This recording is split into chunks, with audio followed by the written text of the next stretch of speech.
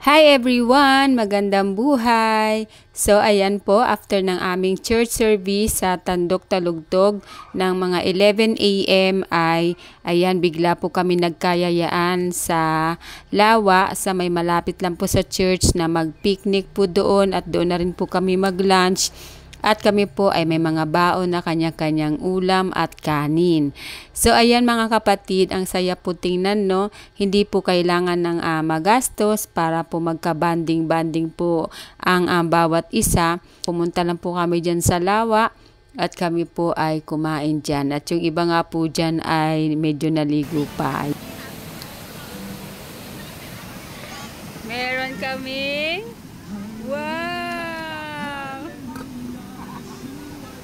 So, ayan naman pong ating mga kabataan na galing ng Villaguado at ayan, nagkakasiyahan po sila na sumayaw sa mga awiting papuri. Ayan, si Nikki.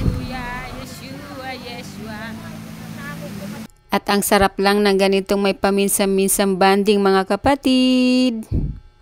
Hi!